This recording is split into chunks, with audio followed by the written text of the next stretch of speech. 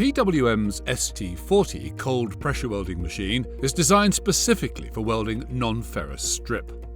It is powered by an air hydraulic intensifier and operated by a foot pedal. The machine is supplied with a trolley so the operator can wheel it easily to the work area, saving effort and reducing downtime.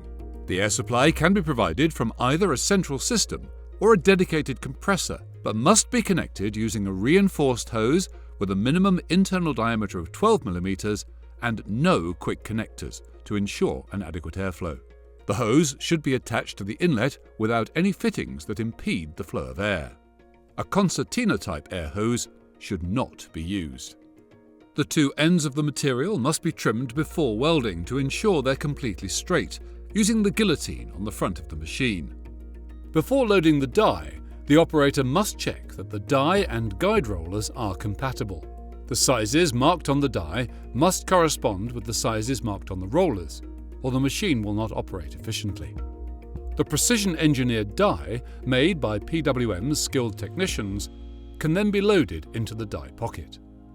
The operator holds the die down against the spring ejector pins, then presses the foot pedal to keep the die in position, while the cover plates are slid across and the nuts are tightened.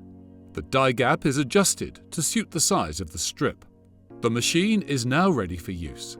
The operator presses the levers either side of the welding head to open the gates and inserts the ends of the material into the die, then positions the material within the guide roller grooves and engages the clamps. To weld the strip, the operator presses and releases the foot pedal repeatedly.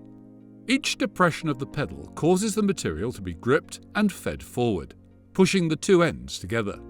The surface impurities are forced out from the center in the form of a flash or burr. Once the weld operation is complete, the strip is released from the die, and the flash is removed by hand. The weld is reliable, permanent, and stronger than the parent material. To remove the die, the operator presses the foot pedal, undoes the nuts, and slides the cover plates back. The die release handle is then raised and the foot pedal is released, so the die can be extracted from the die pocket using the die removal tool. To reset the machine, the operator presses the foot pedal. The die release handle moves to the downward position automatically.